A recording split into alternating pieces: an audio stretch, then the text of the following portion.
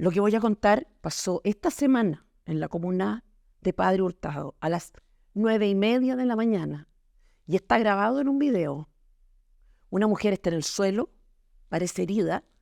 De un auto se baja un hombre y le dispara 8 veces. La mujer muere. Es trasladada a un centro asistencial, pero ya no había nada que hacer. ¿Quién era esa mujer? Una niña, o al menos yo la veo así, de 24 años, bonita, pero que tenía un prontuario, robo de auto, tráfico de drogas, la narcoinfluencer. Su nombre, Sabrina Durán. Su funeral fue ayer. Y quiero hacer notar 3 detalles de este caso que prácticamente no recibieron atención.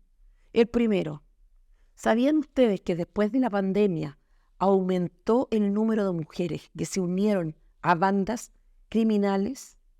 Y que hasta junio de este año había más de 827 mujeres presas, imputadas por este tipo de delitos. Ejemplo, hace unos meses fue detenida, de hecho, la líder de una banda en La Pincoya, Kiki la Emperatriz, le decían. Usaba a niños del barrio como soldados, les daba armas a los niños, les pagaba con drogas a los niños.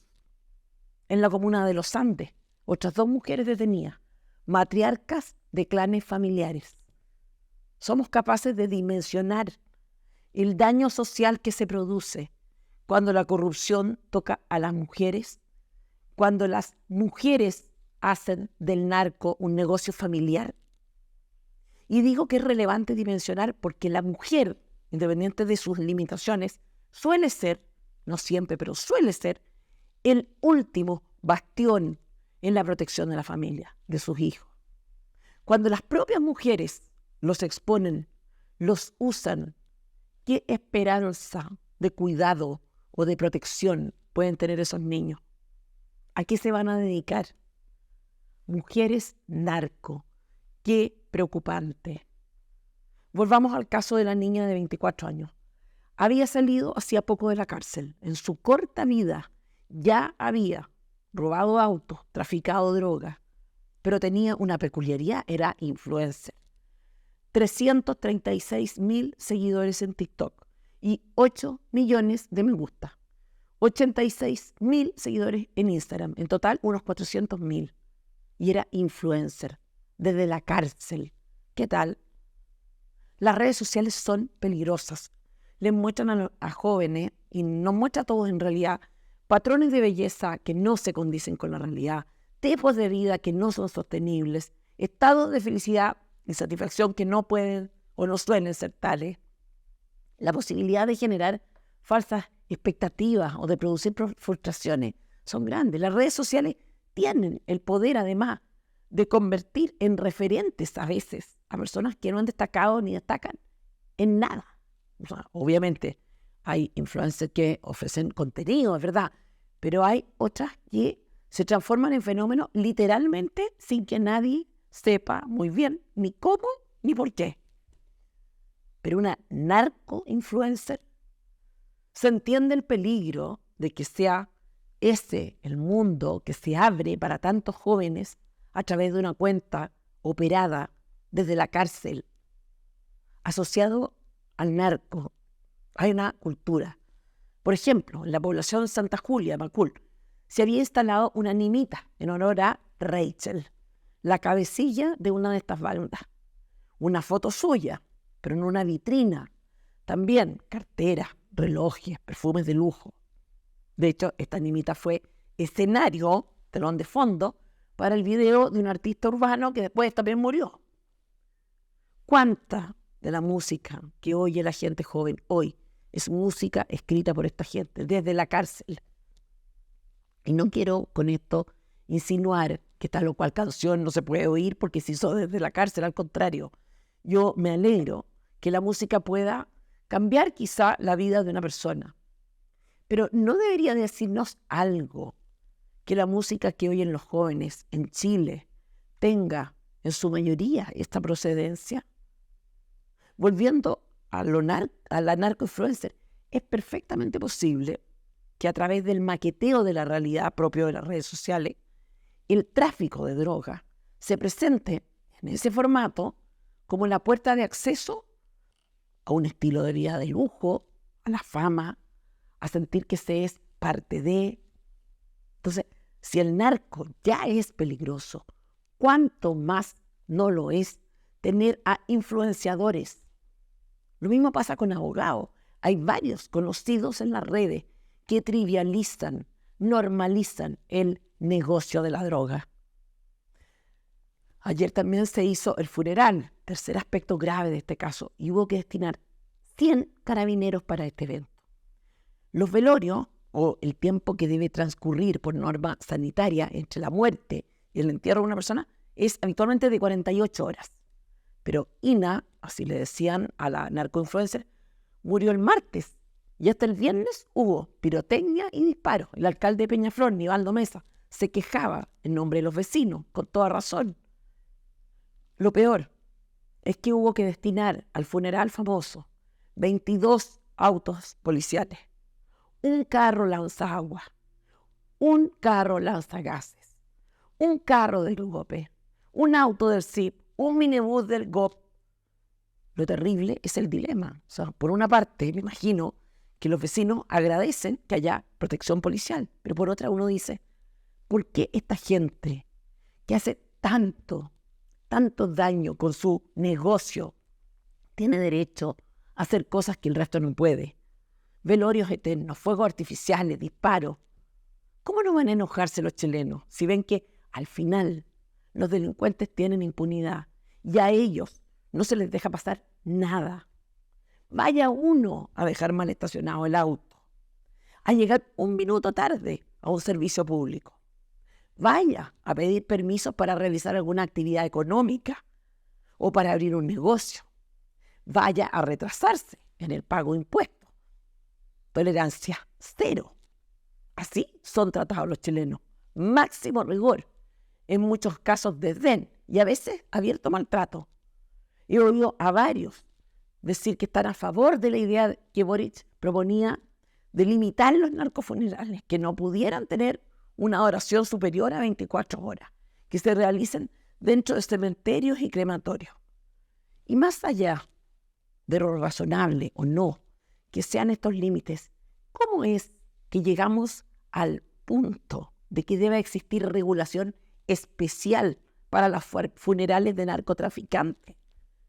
Porque en el fondo, esa es una rendición del Estado, es el reconocimiento fáctico de que con ellos no se puede, de que hay que tolerar sus costumbres y que a lo sumo lo que se puede hacer es poner algunos límites.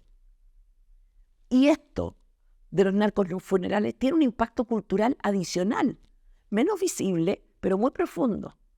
¿Qué señal es esta de lanzar fuegos artificiales o disparos al aire? Más allá de los temas de seguridad asociados, ¿qué ve un niño o un joven cuando presencia o participa de un funeral así? ¿No es acaso un gran homenaje al héroe caído? Un gran homenaje al héroe caído.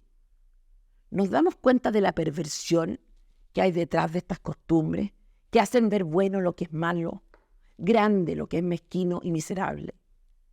Chilenos, ¿hasta cuándo vamos a seguir así? Yo siempre critico a los políticos, pero ¿qué hay de nosotros? Nos vamos de uno en uno. Bachelet, Piñera, Boric. ¿Hasta cuándo? No podemos seguir así. No podemos ceder un milímetro. Hace un año teníamos a la izquierda radical prometiéndonos el cielo con una constitución del infierno. Ahora los tenemos garantizando cosas que una constitución no garantiza. ¿Podemos parar el hueveo y decir basta? ¿O vamos a seguir dejando que nos entreguen un menú en que las opciones las ofrecen ellos, los políticos, y les gustan a ellos, los políticos? ¿Se acuerdan de Boric, Vallejo y todo el PC y Frente Amplio, el Colmet, presionando por cuarentenas totales durante el COVID? En el libro de Poduje, que comenté la semana pasada, él decía que las cuarentenas siempre fueron imposibles y contraproducentes por razones simples que, obviamente, ningún político se molestó en considerar. La primera, 1,2 millones de chilenos viven hacinados. Imagínense lo que es el encierro en esas circunstancias. Para millones también, el esparcimiento era imposible por la peligrosidad de sus barrios, tomados por el narco. Y por último, porque contener pestes virales es casi imposible en ciudades muy pobladas o con una cantidad importante de población flotante. ¿Qué fueron entonces las cuarentenas? Ideas de un grupo de cuicos obsesionados con desestabilizar a un gobierno. Eso. ¿Pero qué pasó con los chilenos? A favor, le creyeron a un grupo de pendejos y ahora nos gobierna ese grupo de pendejos. Entonces, la pregunta es si vamos a seguir así, dejándonos informar por matinales y políticos sin ningún espíritu crítico. Una encuesta que vi ayer decía que 50% de chilenos se inclinaba ahora por aprobar. Nunca se sabe si son serias o no las encuestas, pero asumamos que sí. ¿En serio?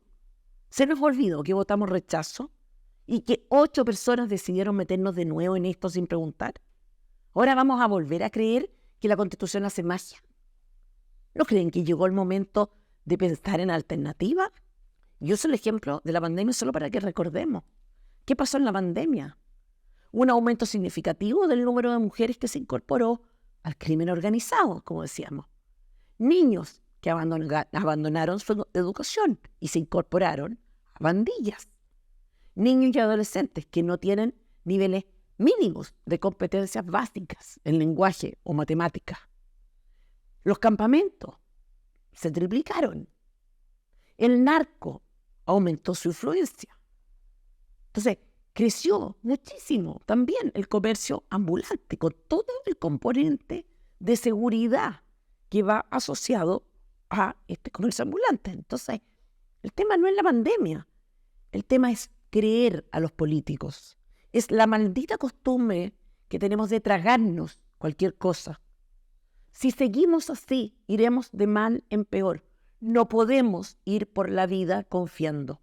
Hay que estudiar un poco, dudar, analizar, comparar, por favor. Mientras tanto, Boric, quiero comentar algunas de las actividades del presidente en la semana. Asiste primero a un parque acuático, a ver la competencia de natación. Después a 2 partidos de voleibol, uno de ellos voleibol en la playa. Va de espectador a un partido de básquetbol. Por supuesto baila congelado desde las graderías. ¿Se acuerdan? Congelado. Eso. Se reúne con una comunidad gamer y hace gala de su destreza en algunos videojuegos. En los Panamericanos, presidente, nuestros representantes son los deportistas. Y usted está haciendo algo que pocos chilenos pueden hacer. De hecho, le pregunto a los que están oyendo este resumen.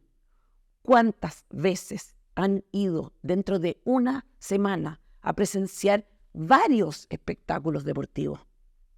Ahora, incluso es un poco absurdo hacer esta pregunta, porque más allá de lo que haga el resto de los chilenos, nosotros no estamos a cargo de gobernar un país. Ninguna persona que está en una semana compleja de trabajo hace lo que hizo Boric. Y yo le quiero decir a usted, presidente, que su trabajo es complejo, que las circunstancias en que se encuentra nuestro país son complejas y que lo que usted hace o deja de hacer afecta a 17 millones de personas, pero que son más a esta altura. Usted se comprometió y si fue responsable es porque creía tener la capacidad de hacerlo. Y es verdad que carga con responsabilidades que ningún chileno o muy pocos chilenos tienen, pero justamente por eso es que se le compensará de por vida por el trabajo que hace hoy, con una generosa pensión. No tiene ningún derecho, por tanto, a andar hueveando. Y es demasiada la evidencia que hay de sus horarios flexibles, de sus ausencias, de su participación en eventos sociales, de sus carretes de los jueves, de los asados que organiza. Y yo respeto el derecho de las personas a elegir su estilo de vida. Pero este estilo de vida, presidente, no es compatible con su cargo.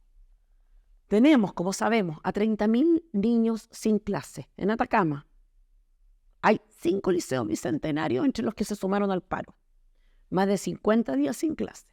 Riesgo de pérdida del año escolar. Obviamente, malos resultados en las pruebas de admisión universitaria, en fin. Lo impresionante es ver cómo para la izquierda todo, absolutamente todo es ideología. En sus años de dirigentes estudiantiles, la demanda en materia de educación tenía que ver con su provisión y con la gratuidad, o sea, pública y gratuita. De calidad, pues siempre un agregado ornamental. Antes de eso, en realidad, después también, el foco estuvo puesto en la desmunicipalización, una obsesión, sacar la educación de las municipalidades y crear organismos que se encargaran de lo administrativo y lo académico de manera centralizada. La educación, pero no desde la perspectiva de la educación, sino de quién tiene el control sobre la educación. Porque para la izquierda radical todo se reduce a eso, a una cuestión de poder y de control. La realidad, los aspectos de la vida, las personas, todo debe estar al servicio de la ingeniería social que requiere la implementación de su utopía, que a estas alturas se parece más a un delirio de borracho que a un sueño ideal. El hecho es que Atacama era uno de los 4 lugares para implementar el plan piloto de la desmunicipalización. Y así va la cosa. En materia de infraestructura, vidrios rotos, chapas malas, filtraciones de agua, fallas eléctricas, plagas de ratones, casinos insalubres, falta de mobiliario. En relación a la plata, no podía faltar esto. Transferencias por más de 100.000 millones, traspasos de más de 44.000 millones sin autorización de respaldo, funcionarios pagados con plata de la subvención escolar, contratos y pagos irregulares de 21 funcionarios. ¿Qué más? Acusaciones de cuoteo político en favor del PS, cargos por tendencias políticas antes que por competencia. Y todo esto le rebota a Nicolás Cataldo, ministro de Educación, pese a que Nicolás Cataldo fue uno de los impulsores de esta desmunicipalización, entre otros con el gran Miguel Crispi. Nicolás Cataldo, este señor que es militante del PC desde los 14 años, que aparentemente estuvo siempre ligado a las políticas públicas y no a la educación propiamente tal. Y don Miguel Crispi, que, bueno, como sabemos, es sociólogo. Y las declaraciones de Cataldo son geniales. Literal, yo creo que no ha fallado el gobierno. Quien ha fallado ha sido el Estado. Genial, ¿o no? Falló el Estado. Y otra peor, está en riesgo la desmunicipalización. Y Raúl Figueroa, ex ministro Piñera, le contesta bien cuando le dice, no, ministro, el problema y lo que está en riesgo es el futuro de 30.000 niños. Pero no, pues, porque para la izquierda radical, así es la política. Todos y cada uno de los problemas sociales son solo la excusa para llegar al poder y concentrarlo. Esta semana, la Asociación Mundial de Periódicos y Editores de Noticias anunció este viernes que condenaba de la forma más fuerte posible lo que consideró como un ataque del presidente Gabriel Boric a la prensa chilena.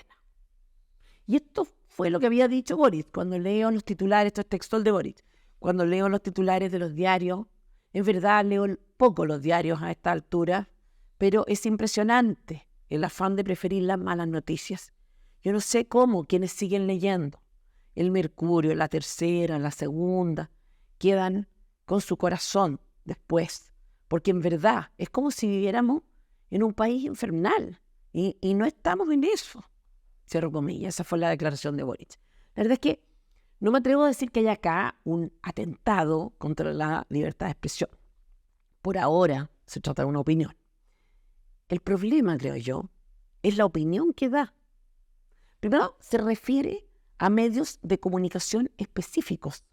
Los menciona. Eso ya es muy discutible cuando uno es el presidente de la República, porque ponerse a criticar las decisiones editoriales de medios de prensa en particular, ¿por qué? Porque esa fue la crítica. No me gustan las noticias que eligen, pero eso es algo que cada medio tiene derecho a decidir. Algunos medios se dedican a la farándula, otros a la crónica roja. Unos son más positivos, otros más pesimistas. ¿Pero qué hace una autoridad política refiriéndose a esto, considerando que tiene además un conflicto de interés? Entonces, uno empieza a preguntarse, ¿qué tan honesto fue eso que dijo alguna vez de que la prensa debía incomodar al poder? Parece que no tanto, porque los incidentes de Boric con periodistas ya son varios. O sea, hace poco le decía a uno que debían dar una cobertura funcional a la organización de los Panamericanos, que dependía un poco de ellos, que pensara el mundo de esa organización. Durante el plebiscito recuerdo a una periodista que le preguntó si el gobierno debía o no debía ser neutral en relación al apruebo, rechazo, que algunas personas del propio gobierno creían que había que mantenerse más distantes. Y la respuesta de Boric, ¿quién? ¿Alguno de los que está acá? Y yo me acuerdo de la risa del gabinete, la pofa, la pandilla celebrando la talla del matón. Luego, la actitud con el periodista de Bío Bío cuando le preguntó por el test de droga. El tono, la forma, la prepotencia. Eres muy responsable. Cara de paja. Nadie supera al presidente en irresponsabilidad.